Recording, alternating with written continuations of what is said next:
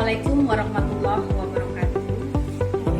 Selamat berjumpa Ananda semua. Anekdot. Kompetensi dasar yang akan kita pelajari dalam materi kali ini adalah 3.6 menganalisis struktur dan kebahasaan teks anekdot. 4.6 menciptakan kembali teks anekdot dengan memperhatikan struktur dan kebahasaan baik lisan maupun tulisan.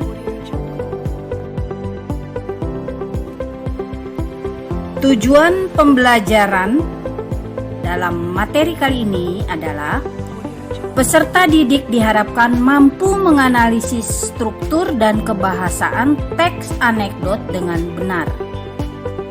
Lalu, peserta didik diharapkan mampu menciptakan kembali teks anekdot dengan memperhatikan struktur dan kebahasaan baik lisan maupun tulisan dengan benar.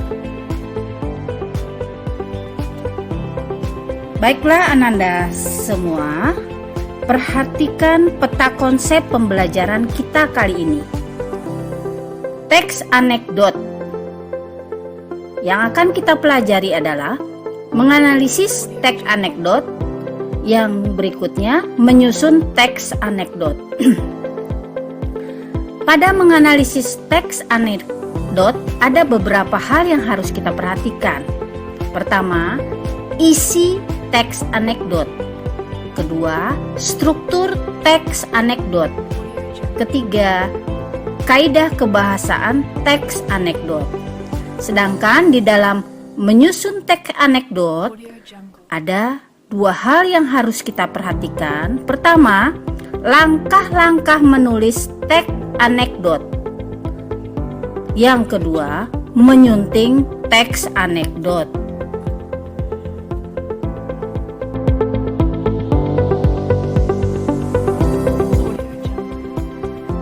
Perhatikan isi teks anekdot. Teks anekdot biasanya mengandung sindiran yang halus kepada suatu tokoh atau golongan, sehingga terkadang ceritanya terasa menggelitik.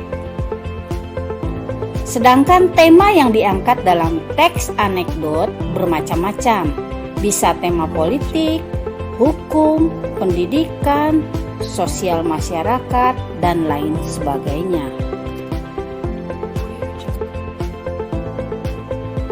Selanjutnya, struktur teks anekdot.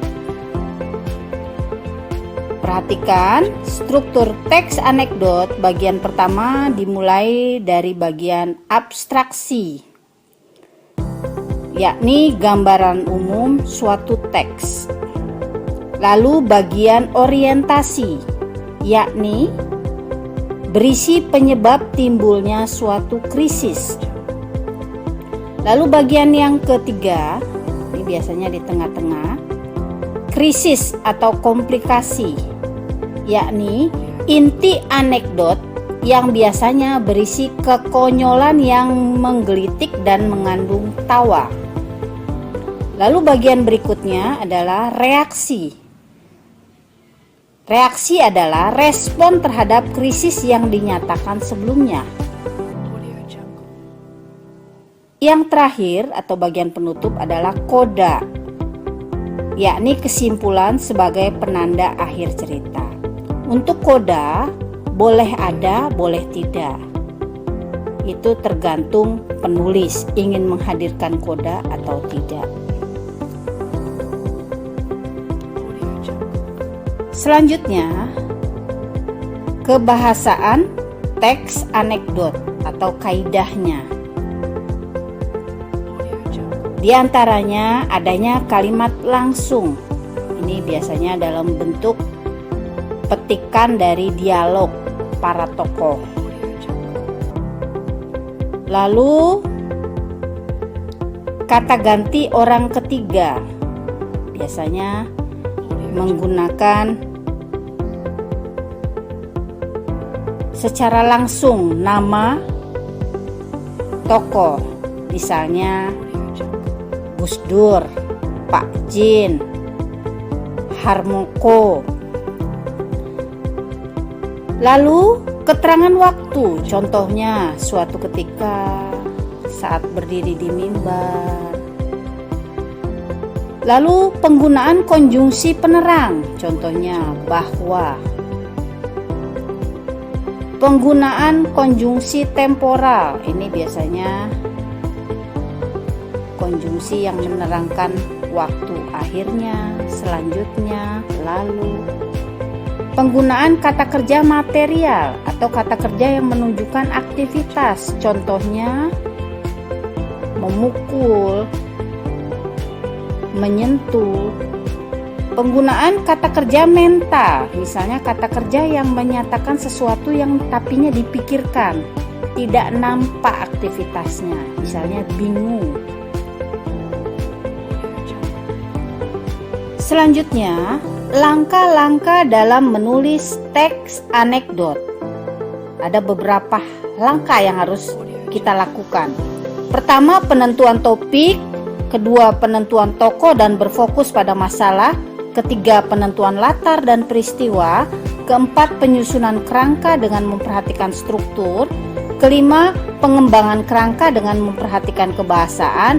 Keenam, melakukan penyuntingan sebelum teks tersebut benar-benar siap untuk disebarkan.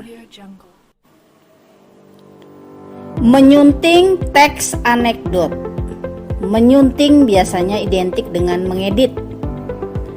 Apa saja yang harus kita perhatikan? Pertama, kita perhatikan aspek isi. Kedua, aspek struktur. Ketiga, aspek kebahasaan.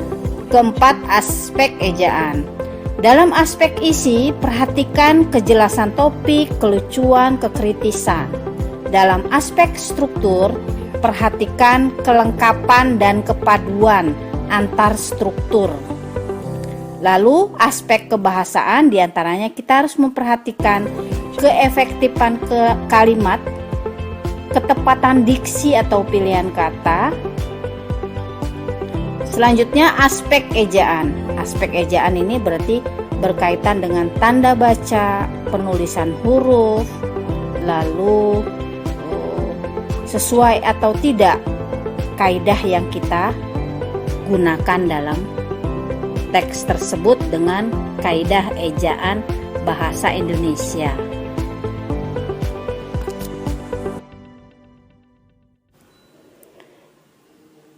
Demikian materi yang Bunda sampaikan untuk pembahasan teks anekdot kali ini. Semoga bermanfaat untuk Ananda semua.